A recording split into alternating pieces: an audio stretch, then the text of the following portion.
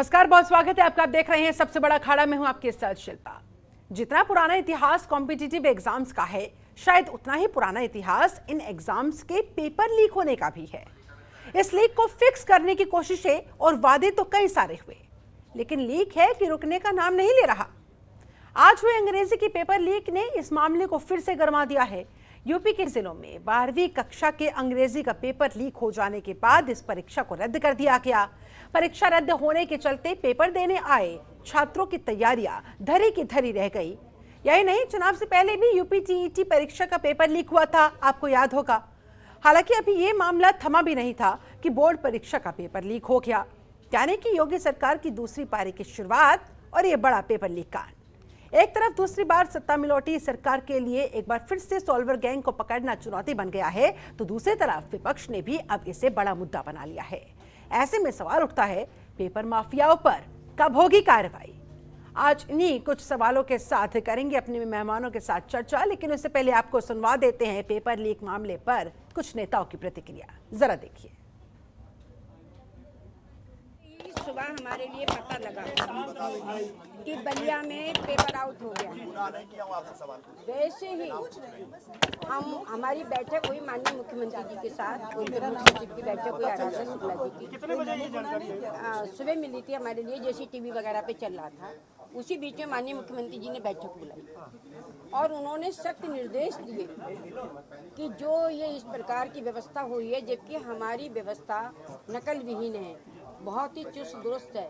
सभी प्रशासन के सामने जो है ये पेपर खुलते हैं, परीक्षा केंद्र बंद किए जाते हैं, 3-3 लेट लगाई जाती हैं उसमें, और सबके सामने मजिस्ट्रेट के सामने पेपर खुलते हैं। इतने पर भी अगर ये कहीं आशंका बनी है कि पेपर लीक हुआ है केवल बलिया में, तो जो सीरीज नंबर था वो हमारा 24 जिलों में गया और वो 24 जिलों की परीक्षा हमने जो है वहाँ निरस्त कर दी। जिस सरकार में डिग्री के सवालों पे 4 मीनार खड़ी हो, वहाँ छात्रों का दर्द कौन समझेगा? उत्तर प्रदेश की भारतीय जनता पार्टी सरकार शिक्षा माफियाओं के सामने नतमस्तक है। प्रश्न पत्र लीक हुए हैं, वो आने वाले परीक्षा में कि जो 2 सीरीज़ हैं उससे संबंधित हैं, और इस पे शासन ने तात्कालिक रूप से ऐसे 24 जिलों जहाँ की इस सीरीज़ के प्रश्न पत्रों से एग्ज़ाम होना था उसको निरस्त किया, तथा इस पे शिक्षा विभाग के द्वारा वहाँ के शिक्षा विभाग के अधिकारियों पर भी कार्रवाई की गई है, तथा स्थानीय पुलिस तथा एसटीएफ की टीम इस पूरे प्रकरण की जांच कर रही है। कुछ लोगों को हिरासत में भी लिया गया है और यह प्रयास किया जा रहा है कि जल्द से जल्द इस पूरे गैंग का पर्दाफाश किया जाए जिन्होंने कि यह प्रश्न पत्र लीक किया है।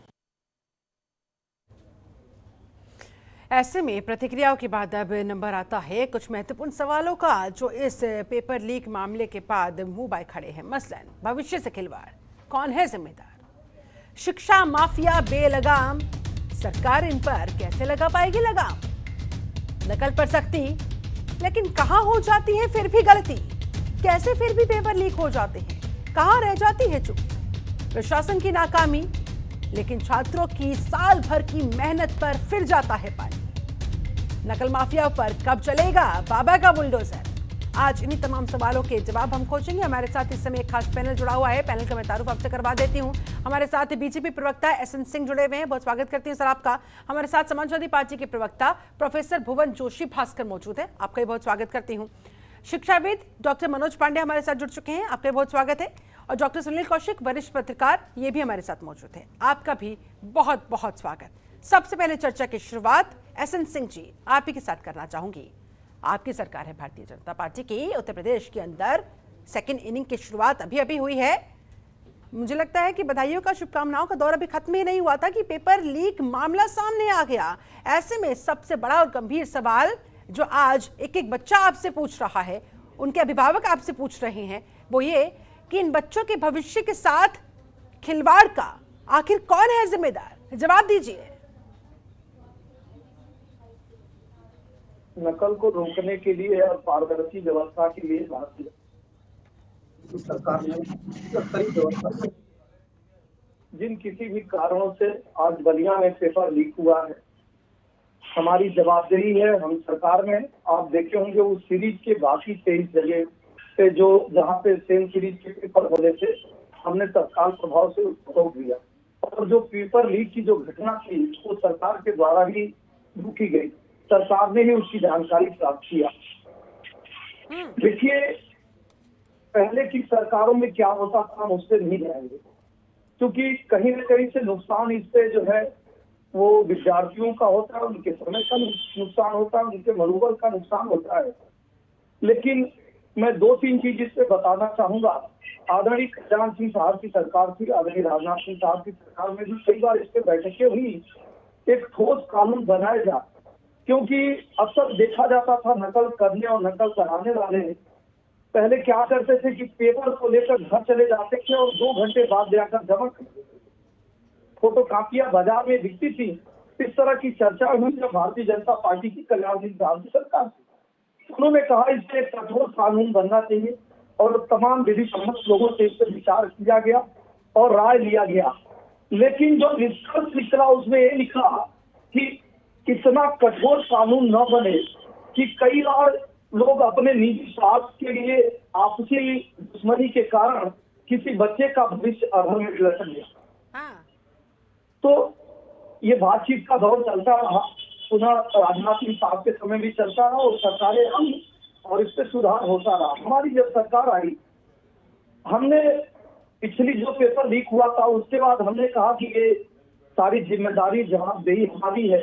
हम कोशिश करेंगे कि आगे पेपर लीक ना हो और पेपर DIF के माध्यम से उसी दिन जाएगा और वहाँ पे एक पुलिसकर्मी और जो भी विद्यालय से संबंधित अधिकारी वहाँ रहेंगे प्रधानाचार्य के कार्यालय में। मैं यही तो जानना चाह रही हूँ सर, पिछली सरकारों में क्या हुआ क्या नहीं हुआ उसे छोड़ देते हैं। आप लोगों ने जिस तरह से नकल विहीन परीक्षा की बकायदा मुहिम छेड़ी, उस मुहिम को आगे बढ़ाया, कड़ी निगरानी की पूरी व्यवस्था की गई, CCTV कैमरास लगाए गए, फिर भी चूक हो गई। सर मैं यही जानना चाह रही, चूक कहाँ हुई? मैं वही बता रहा हूँ। हाँ। आप सुन लीजिए, आपके पास अगर कोई जानकारी है और आ गई हो तो आप दिखा दीजिए, नहीं तो मैं यही बताता हूँ कि जहाँ कहीं भी चूक हुई है यह लंबे समय से सतत चलती आ रही एक ऐसी प्रक्रिया है जिसपे कोई ऐसा कठोर कानून अभी तक नहीं है कि दंड का विधान इतना बड़ा हो कि उनके खिलाफ बहुत कड़ा कार्रवाई है।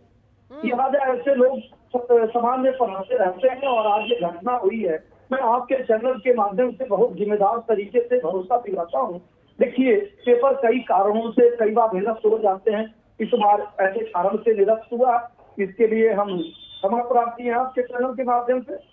और ये पेपर की तारीख घोषित कर दी गई है, आप सुन लीजिए। लेकिन आप ये भरोसा रखिए कि हम ऐसी व्यवस्था करने जा रहे हैं, कठोर से कठोर ऐसी व्यवस्था करने जा रहे हैं। देखिएगा दंड का विधान हम ऐसा करने जा रहे हैं, ऐसा न्यायोचित करने जा रहे हैं कि एक नजीर साबित होगा, अब इस तरह का गुनाह नहीं हो पाएगा। ये बात तो सर परीक्षाओं को लेकर भी कहा गया था कि इतनी कठोरतम व्यवस्था की गई है, निगरानी व्यवस्था इतनी ज्यादा सख्त रखी गई है कि कहीं कोई जरा से भी कोशिश करेगा। और आप बात कर रहे हैं कार्रवाई करने की, कार्रवाई तो सर आप करेंगे ना, आपकी सरकार है, आपकी पुलिस है, और जब पेपर लीक मामला हुआ है तो जो भी दोषी होंगे उन्हें पकड़ना, उनके खिलाफ कार्रवाई करना, ये तो आपकी जिम्मेदारी बनती है। लेकिन यहाँ पर हमारे साथ समाजवादी पार्टी के प्रवक्ता प्रोफेसर भुवन जोशी भास्कर जी भी जुड़े हुए हैं। भास्कर जी कह रहे हैं कि भाई ठीक है, मामले में STF जांच की इजाजत दे दी गई, STF ने 12 लोगों को हिरासत में भी ले लिया है, सख्ती के साथ कार्रवाई चल रही है, जो भी दोषी होगा कार्रवाई की जाएगी। फिर विपक्ष को विश्वास नहीं हो पा रहा है क्या, जो अखिलेश यादव ट्वीट करते हुए कह रहे हैं कि भाई बुलडोजर चलवा दीजिए जरा इन नकल माफियाओं पर। कार्रवाई तो हो रही है सर। पहले तो बधाई देना चाहता हूं आपके चैनल को और आपको कि एक स्वस्थ बहस आपने हमारे नौनिहालों के लिए और देश के भविष्य के लोगों के लिए जो आपने पहल की है, मैं खुले दिल से आपकी तारीफ करता हूं, आपके चैनल की तारीफ करता हूं, आपका वंदन करता हूं, अभिनंदन करता हूं। दूसरा विषय मैं आपसे कहना चाहता हूं, लोग जैसा कि ये हमारे देश के बच्चों के भविष्य का सवाल है और इसके प्रति ये लोग कितने संजीदा है, तो इस बात से पता चलता है कि पिछली सरकार में भी चाहे वो प्रतियोगी परीक्षाएं हो या चाहे एकेडमिक परीक्षा हो, 2 तरह की परीक्षाएं इस देश में होती है, तो दोनों में आप देखेंगे कि लगातार परीक्षा लीक हो रही है और नकल माफिया इतना ताकतवर हो गया है कि बुलडोजर उनके ऊपर चढ़ता हुआ नहीं दिखाई देता। भारतीय जनता पार्टी के बुलडोजर अगर दिखाई देता है तो विपक्षी नेताओं के, विपक्षी कार्यकर्ताओं के चढ़ता हुआ दिखाई देता है। और मैं गंभीरता से एक बात को आपसे कहना चाहता हूँ कि ये जो पिक्चर अगर हम दो हिस्सों में बांट दें योगी सरकार की, हमें इंटरवेल तक की जो पिक्चर देखी अभी 5 साल के इनके कार्यकाल में, वो भी एक असफल पिक्चर थी। और इंटरवेल के बाद जो पिक्चर होने जा रही है वो अभी तक आप देखिए 2 दर्जन हत्याएं, रेप और आज ये परीक्षाओं का लीक, ये लगातार फ्लॉप पिक्चर है माननीय योगी जी की। मैं कहना चाहता हूँ ये नकेल डाले उन पे और कार्रवाई करें। और माननीय अखिलेश यादव जी ने कहा है कि हम लोग रचनात्मक एसटीएफ को जांच सौंप दी गई है, एसटीएफ ने अपनी कार्रवाई भी शुरू कर दी है। जो भी दोषी होगा उसे पकड़कर बाहर लाया जाएगा, उसके खिलाफ सख्त कार्रवाई होगी। यहाँ तक कि रासुका तक लगाने के निर्देश जारी कर दिए गए हैं सीएम योगी की तरफ से। शिल्पा जी, हमारे नेता माननीय अखिलेश यादव जी ने कल कहा है कि हम इस डेमोक्रेसी को मानने वाले लोग हैं और हम लोग एक ऐसे विपक्ष की भूमिका अदा करेंगे माननीय अखिलेश यादव की, जहां सरकार को जनहित के मुद्दों में, विद्यार्थियों के मुद्दे में, युवाओं के मुद्दे में अगर इनको सहयोग की आवश्यकता होगी तो हम इनको सहयोग देने का करेंगे। और अगर लगेगा इनकी सरकार फेल हो रही है तो हम इनके में नकेल डालने का काम विपक्ष करेगा इस बार। बिल्कुल। और इस बार तो अखिलेश यादव ने मानो एड़ी चोटी के जोर के साथ मैदान में उतरने की तैयारी ऑलरेडी कर ही ली है, अपनी कमर कस ही ली है। जवाब देना चाह रहे हैं एसएन सिंह जी जल्दी से सर, उसके बाद डॉक्टर मनोज पांडे का मैं रुख करूंगी। देखिए, हमारे बड़े भाई कह रहे थे हम इनकी तरह नहीं करेंगे, इनकी सरकार में नकल करना अधिकार था और हमारे सरकार में नकल करना अपराध है, ये देसी खतर है। इनकी सरकार में कापियां दिखाकर भिजवा दी जाती थी, इनकी सरकार में तमाम बड़े अखबारों ने छापा कि टीका ले लिया जाता है कि रिजल्ट आएगा तो देखिएगा यही 50 उत्तर प्रदेश में नंबर 1 होंगे। इसी तौर पे हम इनको भरोसा दिलाते हैं आपके चैनल के माध्यम से कि हम ऐसा कार्य नहीं करेंगे। और दूसरी बात मैं ये कहता हूं कि मैं हम लोग और सरकारों की तरह अपराध और अपराधियों के साथ नहीं खड़े होंगे। हम आपसे भी निवेदन करते हैं, आपके पास कोई जानकारी है आप जनतंत्र चैनल के माध्यम से साझा करिए, मुख्यमंत्री का पोर्टल है उस पर बताइए, जो भी दोषी होगा हम उसके साथ दोस्ती का व्यवहार नहीं रखेंगे। हमारे लिए कोई छोटा अपराधी नहीं, बड़ा अपराधी नहीं, हम उसके साथ कठोर से कठोर देने का कार्य करेंगे।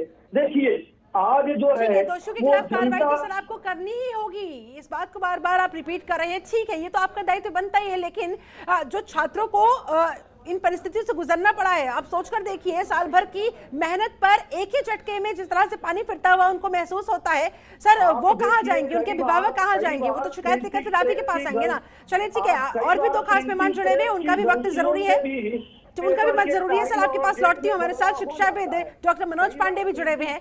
डॉक्टर मनोज, मैं आपसे ये समझना चाहूंगी, क्या उत्तर प्रदेश के अंदर नकल माफिया इतने ताकतवर हो गए कि इतनी कड़ी सुरक्षा व्यवस्था को भी, इतनी सख्त निगरानी को भी इस तरह से भेद जाए?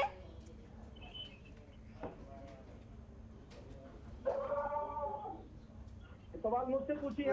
मनोज पांडे जी से पूछा है। अंदाजा इस बात से लगाया जा सकता है कि बोलिए सर। जी विषय बड़ा गंभीर है। हाँ। और परीक्षाओं में पेपर का लीक होना बड़ा गंभीर विषय है। हालांकि सरकार ने एसटीएफ को जांच के आदेश दे दिए हैं। हाँ। लेकिन जो प्राइमा फेसाई आवश्यक था कि इसमें संलिप्तता अगर नीचे के लोगों की है तो ऊपर के लोगों को भी इससे बरी नहीं करना चाहिए। क्योंकि परीक्षाओं में मुझे याद है कि जब आदरणीय दिनेश शर्मा जी डिप्टी सीएम थे तो उन्होंने इन्हीं परीक्षाओं में नकल रोकने के लिए कैमरे लगवाए, तमाम व्यवस्थाएं की गई।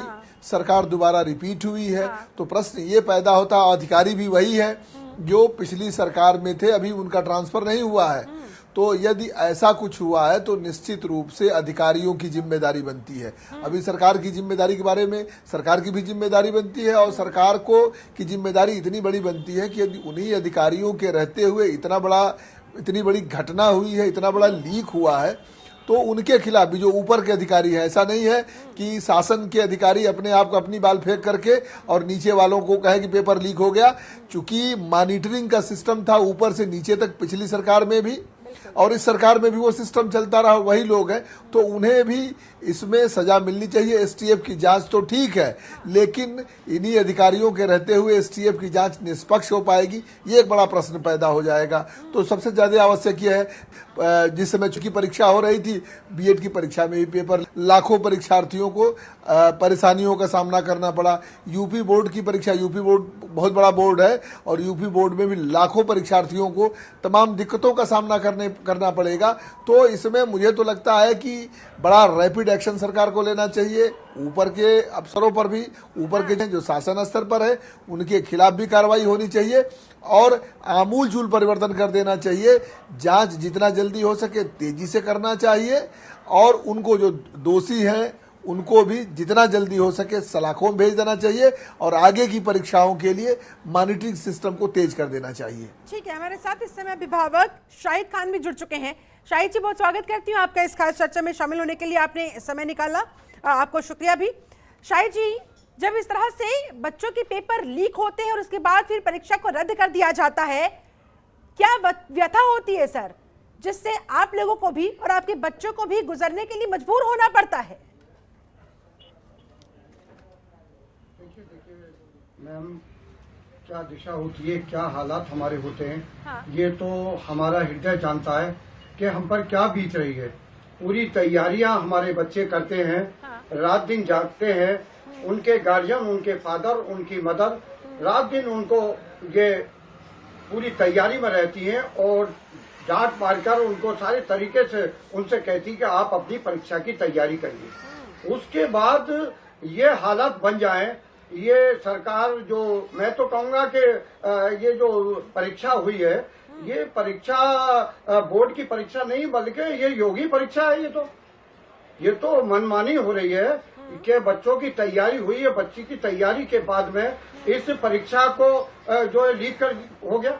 इसमें क्या इनकी सरकार कर रही थी और क्या इनके जो अधिकारी कर रहे थे चाहिए, इस पर तो मैं कहूंगा कि ये तो बहुत ही निंदनीय, और क्या कहिए, ये तो बहुत ही एक शर्मनाक बात है। अभी आप सरकार में आए हैं, हाँ। अभी चंद दिन आपके हुए हैं, हाँ। और अभी से अपना रुख दिखा दिया, अपना रूप दिखा दिया। ऐसे में शाहिद जी, आप किसे सीधे तौर पर जिम्मेदार मानते हैं इस पूरे पेपर लीक मामले के पीछे? किसकी जिम्मेदारी मानते हैं? देखिए जिम्मेदारी तो हाँ। पूरी सरकार की होती है, हाँ। और सरकार के मातहत होते हैं अधिकारी। जब सरकार अपनी जिम्मेदारी को अधिकारियों को कायदे से नहीं बताएगी ठीक है। कि भाई इसमें कोई भी फॉल्ट नहीं होना चाहिए, हाँ। कोई भी लीक नहीं होना चाहिए, हाँ। तो अधिकारी के कान कैसे खड़े होंगे? हाँ। यानी कि पूरी अधिकारियों के प्रशासनिक कानों व्यवस्था को की अपने जिम्मेदारी और तो- सरकार की और होती जो है, और मुद्दे अगर होते हैं- प्रशासनिक व्यवस्था में प्रशासनिक अधिकारियों से कोई गलती, कोई चूक हो जाए, कोई लापरवाही बरती जाए, तो सीधे तौर पर फिर इन्हीं को जिम्मेदार ठहराया जाना चाहिए। इन्हीं की जवाबदेही क्योंकि बनती है। हमारे साथ डॉक्टर सुनील कौशिक, वरिष्ठ पत्रकार, लगातार जुड़े हुए हैं। कौशिक साहब, आप इस पूरे प्रकरण को किस तरह से देख रहे हैं? और शिक्षा माफिया, नकल माफिया, ये जो ताकतवर होते जा रहे हैं सर, कैसे आखिरकार सरकार इन पर लगाम लगा पाएगी? ये सरकार के सामने इस समय कितनी बड़ी चुनौती? अरे देखा ना शिल्पा जी, आपने क्या कहा, जांच होगी, कार्रवाई की जाएगी, इसके अलावा कोई शब्द है ही नहीं सरकार के पास। चाहे वो सपा की सरकार रही हो, चाहे भाजपा की सरकार रही हो, ज्यादा होगा एसटीएफ की जांच हो जाएगी, लेकिन अंतोगत्ता होगा क्या उसका? कोई भी परीक्षा आप ले लीजिए, समाजवादी पार्टी की सरकार रही तब भी लगभग 24-25 पेपर लीक हुए, भाजपा की सरकार आई तब भी आप देख रहे हो 8 पेपर लीक हुए, फिर बीएड का और ये पेपर लीक हो गया। आखिर में सरकारों के पास वो कॉकस तक पहुंचने के लिए संसाधन क्या हैं, वो उनको पकड़ क्यों नहीं पा रही है? और वो कॉकस जो है, क्या वो इनकी पार्टियों के लोग नहीं होंगे?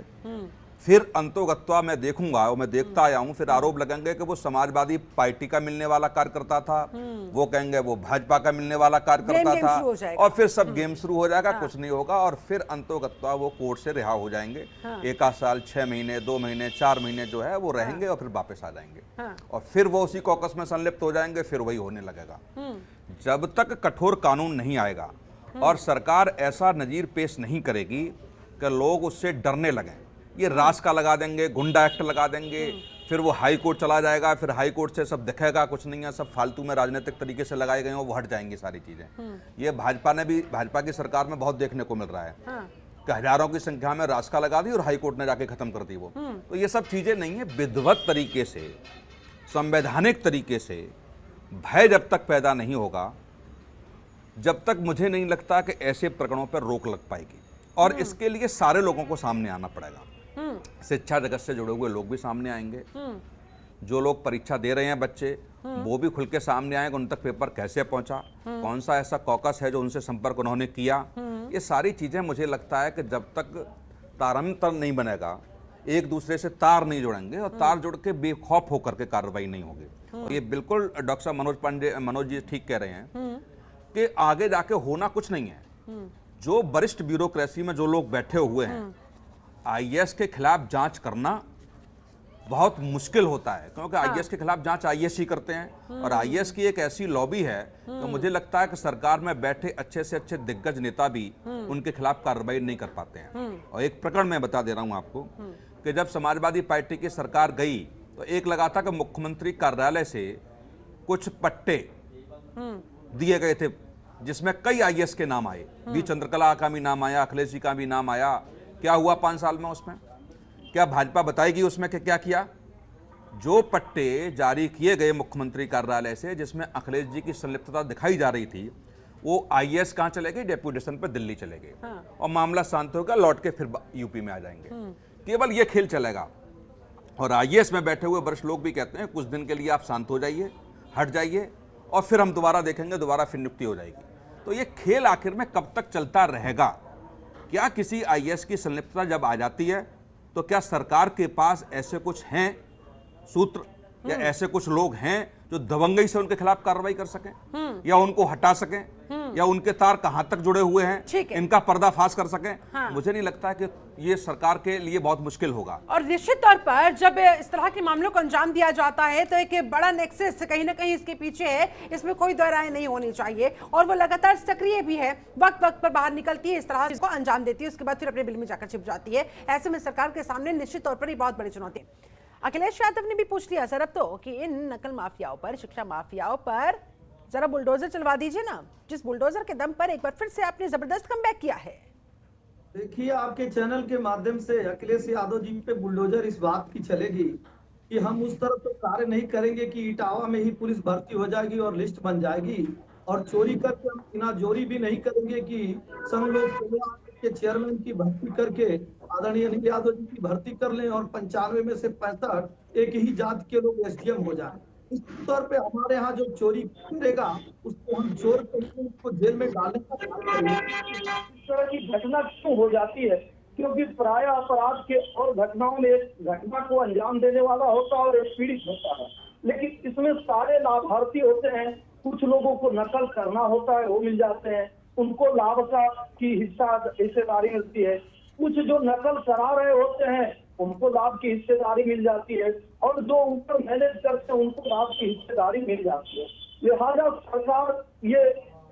सरकार के पास सूचना नहीं पहुंच पाती है, इन कारणों से ऐसा हो जाता है। दूसरा बड़ा कारण, अभी हमारे बड़े वरिष्ठ पत्रकार भाई भी हैं, कोई बहुत बड़ा कठोर कानून नहीं होने के कारण वो जेल जाते हैं। 2 महीने, 4 महीने, 6 महीने, तमाम अलग अलग धाराओं में उनको भेजा जाता है और वो छूट जाते हैं। इस पे कई बार चर्चा हो चुकी है, विशेषज्ञों से राय लिया गया है, लेकिन निश्चित तौर पे इस बार ऐसा कानून बनाया जाएगा इस तरह की घटना को रोका जाए। लेकिन क्या आप इस बात को समझ रहे हैं मामले की गंभीरता को? एहसन सिंह साहब, जिस तरह से चुनाव से पहले यूपीजीटी को लेकर एक बड़ा मुद्दा बना दिया गया था विपक्ष की तरफ से, लगातार आप लोगों को घेरा जा रहा था, और अब दूसरी पारी की शुरुआत होते ही एक बार फिर से पेपर लीक का ये मामला, यानी कि आगे 5 साल आपकी राह इतनी आसान नहीं रहने वाली है जितना कि एक्सपेक्ट किया जा रहा होगा आप लोगों की तरफ से इस प्रचंड जीत के बाद। तरीके से आप सरकार चला रहे होते हैं और कोई घटना घटती है, घटना किसी भी देश काल खंड में घट सकता है, अपराध और अपराधी सभी देश काल खंडों में होते हैं।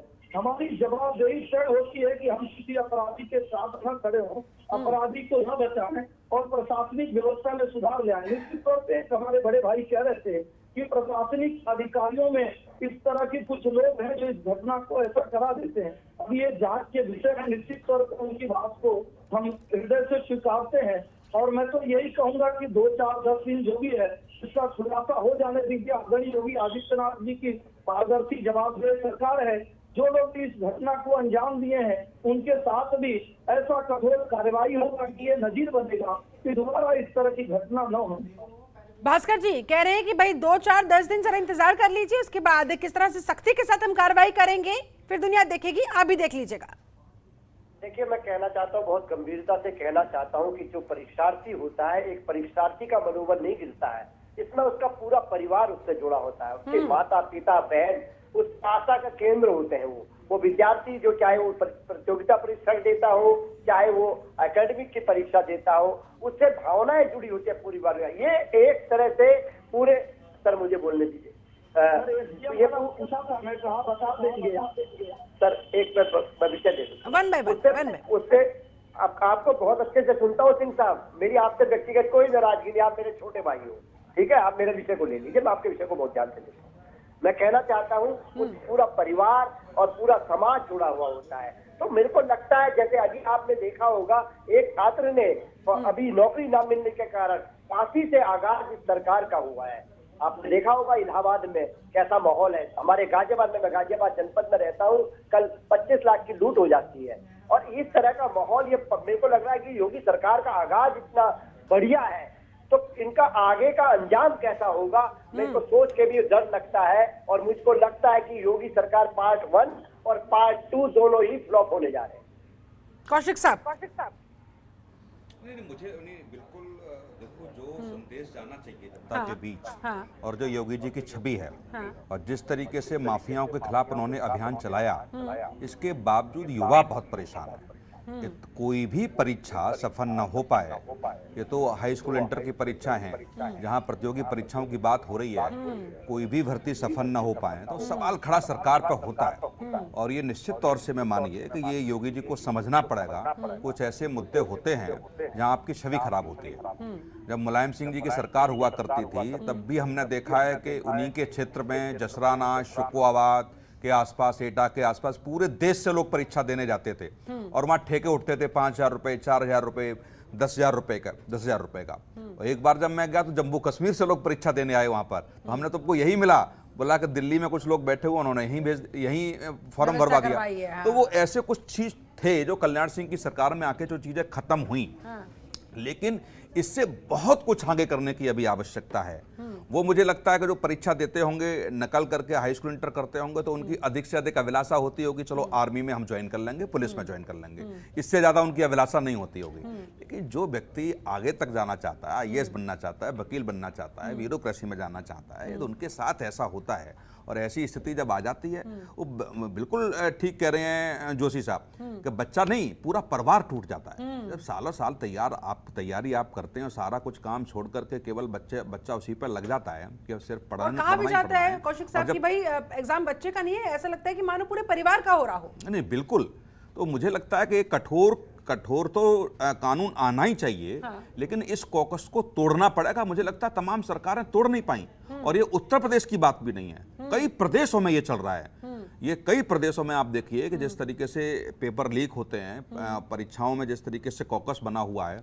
गुजरात में 5-6 साल पहले जब एक पर्चा लीक हुआ तो वहां तो कई वरिष्ठ नेताओं के नाम उसमें आ गए थे, और वो जांच मुझे लगता है कि जहां है वहीं पड़ी हुई है। तो ये सारी चीजें, कुछ बड़े लोग तो होते हैं इसमें शामिल, लेकिन जो वरिष्ठ पदों पर बैठे हुए ब्यूरोक्रेसी में जो लोग हैं, प्रमुख सचिव लेवल के लोग हैं, चीफ सेक्रेटरी लेवल के जो लोग हैं, या मैं कह सकता हूं मुख्यमंत्री कार्यालय में जो तैनात है, उनको बड़ा गंभीरता से सोचना पड़ेगा, क्योंकि आरोप एक उंगली उनकी तरफ भी जाती है। या तो उनकी निगरानी में ईमानदारी से या जांच न हो पाए और बार बार जनमानस में ये बात आ जाए, और ये घर कर गई है बात, एक IAS को IAS बचा जाता है और कार्रवाई छोटे अधिकारियों पर हो जाती है और इस्त्री कर ली जाती है, उन बड़े लोगों को पकड़ना पड़ेगा। सिस्टम भी वीक होता है और गलत संदेश भी जाता है।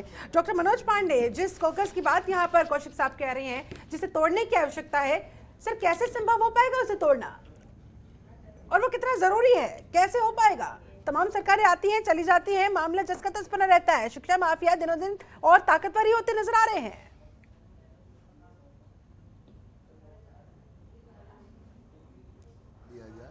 कि कोई भी सरकारें आती है, सरकारें जाती है, सरकारों का काम आना जाना है। अगर वही सरकार रिपीट भी होती है तो सरकार आती है, सरकार जाती है। अब ये पार्ट 2 है, वो सरकार नहीं है जो पिछली सरकार थी। लेकिन 2 बातें मैं कहना चाहूँगा। सरकारों का आना जाना चलता रहता है। बहुत सारी चीज़ों पर लगाम राजनीतिक इच्छा शक्ति से लगाया जाता है, पहली बात। दूसरी बात कि मुझे याद कि पूर्व उप मुख्यमंत्री जी प्रोफेसर दिनेश शर्मा जी बराबर कहते थे, और वो अधिकारी भी वही हैं, वो बराबर कहते थे कि नकल माफिया बहुत सक्रिय थे, सालभर थे। और वहाँ अभी हमारे आदरणीय दिनेश कौशिक जी बता रहे थे कि वो वहाँ एटा ऐसा नहीं, पूरे उत्तर प्रदेश में बाहर से, नेपाल से भी विद्यार्थी आकर के हाई स्कूल और इंटर की परीक्षाएं देते हैं। और बलिया तो बिहार का बॉर्डर है, बिहार के बॉर्डर सटा हुआ है। प्रश्न ये नहीं है, बड़ा प्रश्न ये है कि जब पिछली सरकार ने इसी माध्यमिक की परीक्षा को बहुत बड़ा इशू बनाया, और पूर्व मुख्यमंत्री जी बराबर कहते थे कि वो साल भर रहता था और एक नाम भी वो देते थे, तमाम चीज़ें थी, और उसके बावजूद अगर ऐसा हुआ। और दूसरी बात की जो सबसे बड़ी बात है कि परीक्षाओं की तैयारी तो अनवरत चलती रहती है। इस कोड ऑफ कंडक्ट लगने के बाद ये ब्यूरोक्रेसी की जिम्मेदारी थी। नेतागण तो अपने अपने चुनावों में व्यस्त हो गए, चाहे वो मंत्री पद पे रहे हों, चाहे वो माननीय उप मुख्यमंत्री के पद पे रहे हों, वो व्यस्त हो गए। तो कहीं न कहीं इसमें बड़े ब्यूरोक्रेसी की संलिप्तता भी है, क्योंकि सेंटर बनाने के लिए पिछली सरकार ने, जो पिछली पार्ट 1 की सरकार थी योगी जी की, उसने कुछ नियम बनाए थे। तो आखिर इतने सारे सिक्रेसी के बावजूद, इतने सारी सुरक्षा व्यवस्था के बावजूद ये कैसे हुआ, ये एक बड़ा विषय है। कानून बनाना, देखिए जब आदरणीय कल्याण सिंह जी की सरकार थी, राजनाथ सिंह जी मंत्री थे, एक कानून बनाया, बहुत सारी बेटियों ने आत्महत्या कर लिया। प्रश्न कानून किसी चीज़ का हल उतना नहीं होता है जितना हल सरकारों का हनक होती है। इसका मतलब कि अभी भाई परीक्षा, जब वो टेट की परीक्षा थी और उस समय कोड ऑफ कंडक्ट लगा हुआ था, उस समय भी आप देखें तो इसी तरीके से, इसका मतलब कि कहीं ना कहीं जो माफिया है, नकल माफिया है या परीक्षा माफिया है, वो हावी है। और सरकार को इस पर पूरा रिसर्च करके और इस पर एक स्ट्रेटजी बना करके काम करना चाहिए। खाली कानून बना देने से ये व्यवस्था नहीं हल होगी, या रासुका लगा देने से व्यवस्था नहीं हल हो जाएगी, या NSA लगा देने से व्यवस्था नहीं हल हो जाएगी। ये एक बहुत बड़े रिसर्च का विषय है।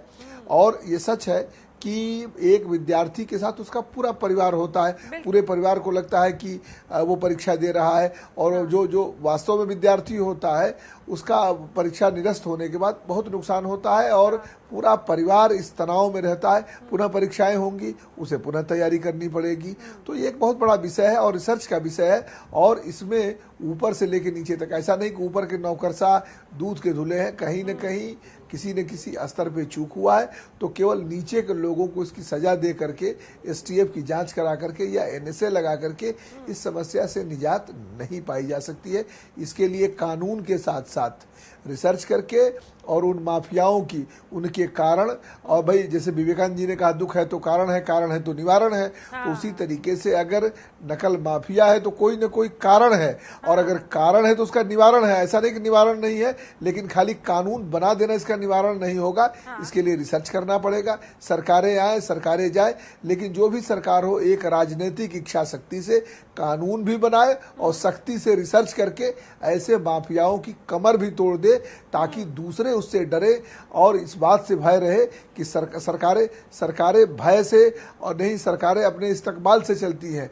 एक अपराधियों के मन में इस बात का भय हो, जैसे बुलडोजर की बात हो रही है, तो एक भय भी होना चाहिए कि नहीं, अगर ऐसा हुआ तो सरकार हमें बख्शेगी नहीं, तो बहुत सारी चीज़ें इससे रुक जाती हैं। तो इसकी भी आवश्यकता है कि कानून के साथ साथ रिसर्च किया जाए, इस बात का भी रिसर्च किया जाए कि ये कमी, खामी और चूक कहाँ रह गई, जब पिछली सरकार में इसी को लेकर के इतने सारी कवायतें हुई, कैमरे लगाए गए, और ये बराबर कहा जाता रहा कि बिना किसी कानून के हमने नकल रोक दिया। तो ये इतनी बड़ी लीक, इतनी बड़ी चूक हुई कहाँ से, ये एक बहुत बड़ा विषय है। कैसे हो गई? एसएन सिंह साहब, जल्दी से आपका रिएक्शन इस पर। साफ कह रहे हैं कि भाई सिर्फ कानून बनाने से काम नहीं चलेगा, और भी तमाम पहलुओं पर काम करना होगा। सरकार में भी इस पे बैठक हुई, और तमाम जो शिक्षा से जुड़ी हुई संस्थाएं थी, सामाजिक संस्थाएं थी, उन्होंने भी ये बात कहा कि जागरूकता ले आया जाए। जागरूकता उन विद्यार्थियों में लिया जाए, उनके परिवार में लिया जाए और लोगों में लिया जाए। शिक्षा व्यवस्था की गुणवत्ता बढ़ाई जाए ताकि वो स्वतः कहें कि हम इस काबिल हैं कि हम नकल न करें। जब वो इस काबिल हो जाएंगे तो उस चीज को ढूंढेंगे ही नहीं कि नकल होना चाहिए। जैसे आप देखेंगे शहर में अधिकांश माता पिता जो भी गार्जियन होते हैं वो नहीं जानते हैं कि कब पुत्र परीक्षा दे रहा है, कब उसकी बहन परीक्षा दे रही है, और नहीं कोई इस तरह की चीजों को तलाशते हैं। मेरा ये कहना है कि आज हमारी सरकार है, हमारी जवाबदेही है। 3 गिरद की हमने सुरक्षा रखी थी, उसके बाद भी ये चूक हुआ है। मैं ये कह रहा हूँ कि स्तर पे चूक हुआ है। तत्काल मुख्यमंत्री जी ने संज्ञान लेते हुए इसको जो है जांच के दायरे में रखते हुए कह दिया है कि इसकी जांच हो जाए। थोड़ा सा इंतजार कीजिए। अगर आज मैं कुछ भी कहूँ आपको विश्वास नहीं होगा, लेकिन इतना विश्वास जरूर होगा कि आदरणीय मुख्यमंत्री जी, चाहे कोई छोटा अपराधी हो, बड़ा अपराधी हो, वो उनके निगाह से बच नहीं सकता।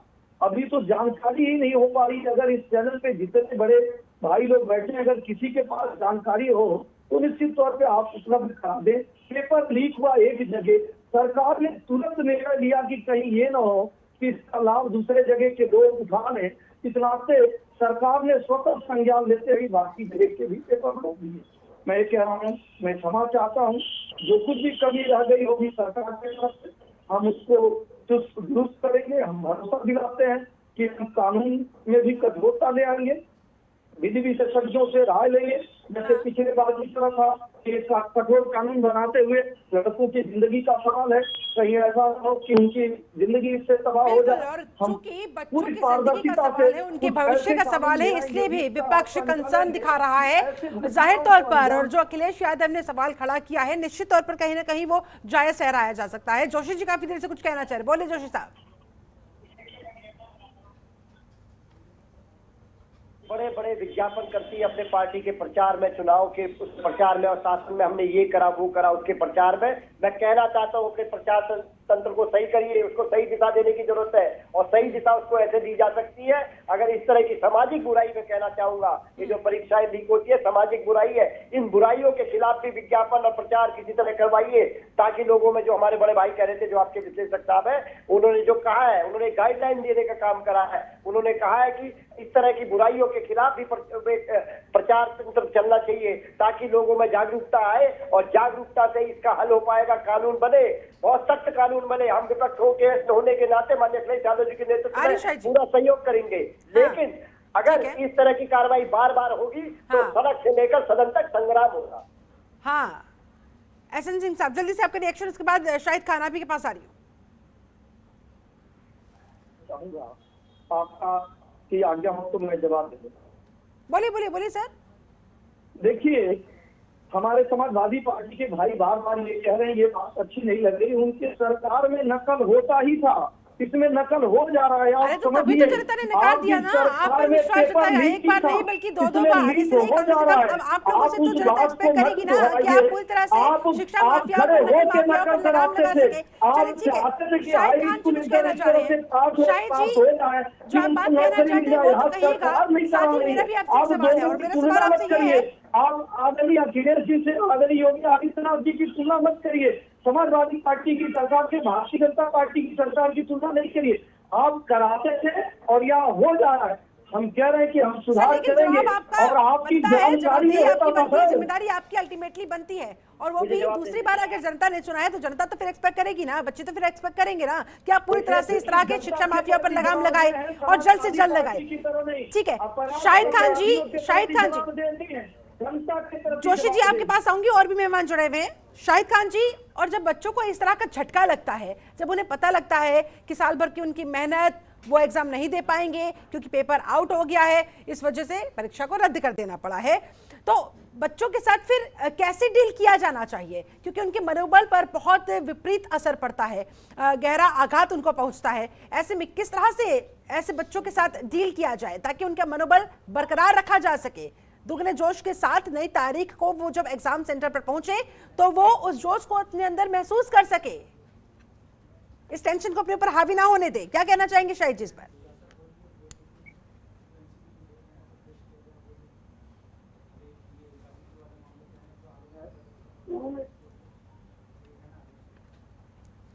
शाही जी की आवाज दीजिए प्लीज।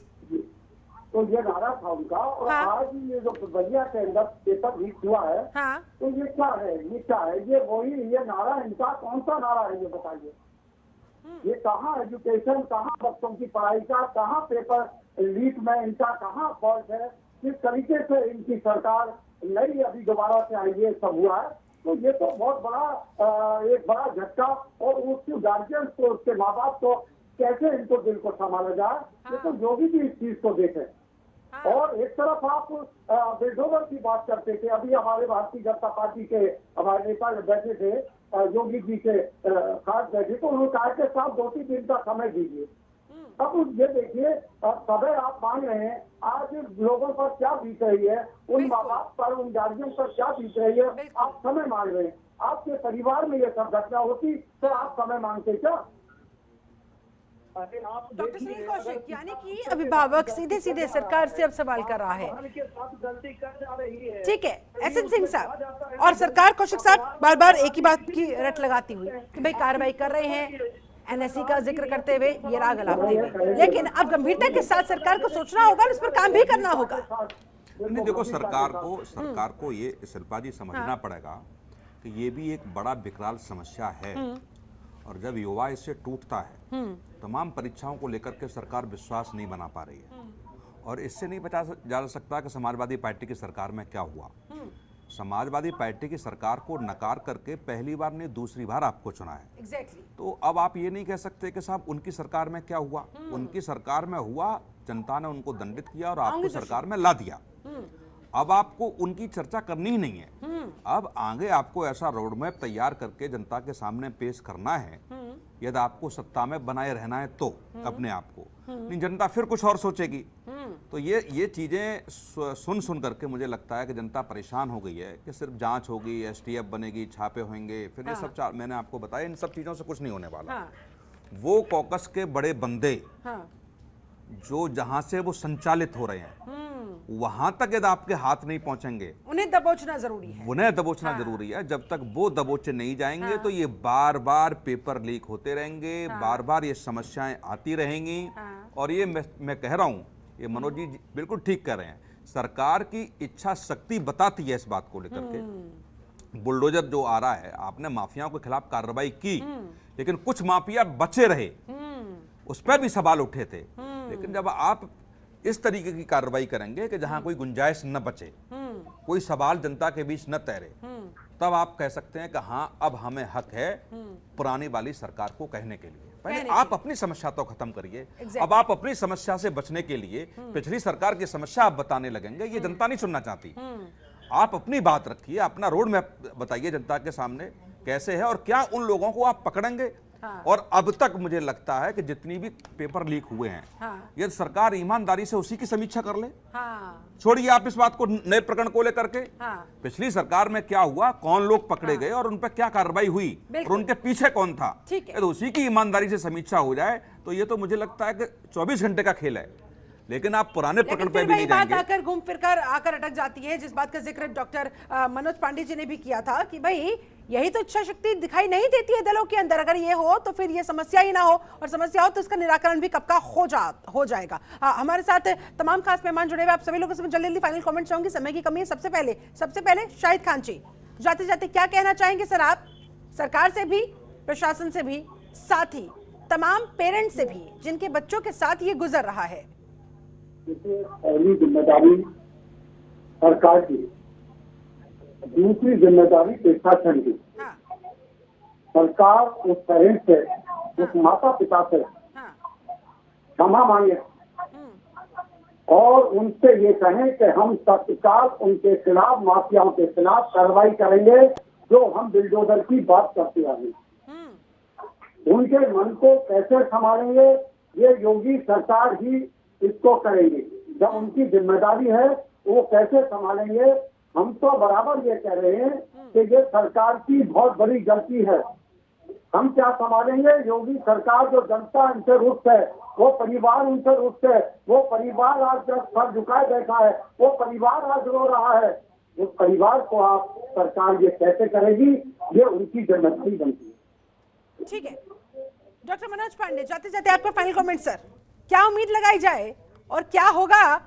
सख्त कार्रवाई की बात तो कही जा रही है, आश्वासन तो दिया जा रहा है, लेकिन हकीकत किस हद तक बदल पाएगी सर? शिक्षा माफिया पर किस हद तक लगाम लग पाएगी?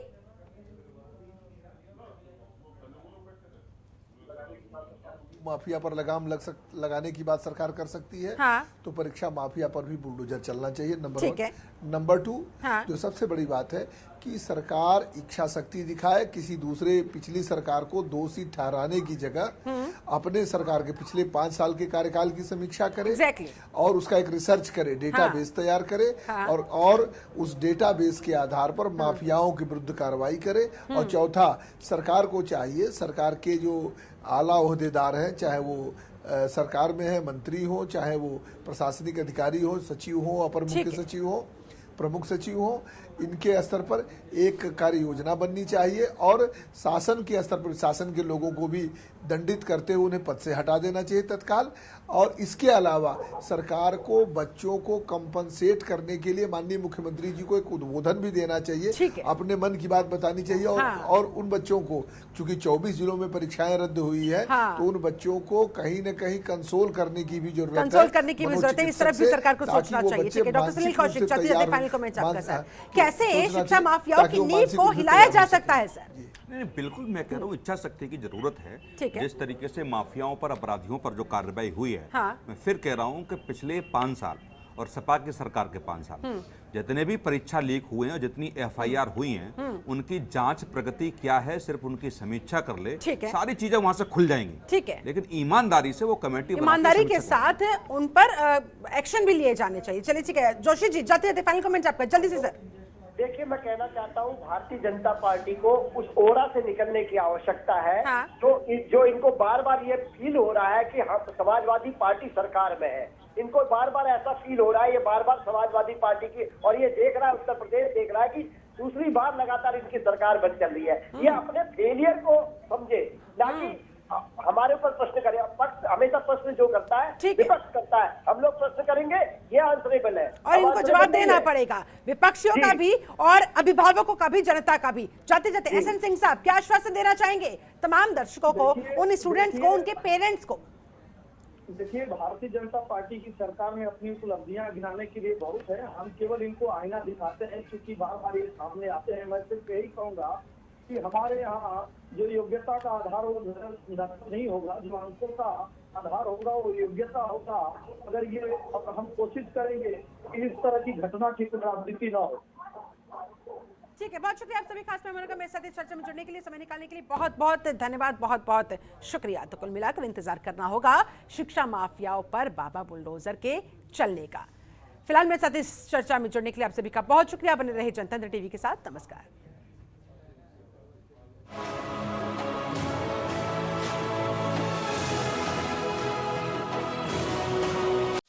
खबरों के निष्पक्ष विश्लेषण के लिए सब्सक्राइब करें Jantantra TV and press the bell icon. Never miss any update.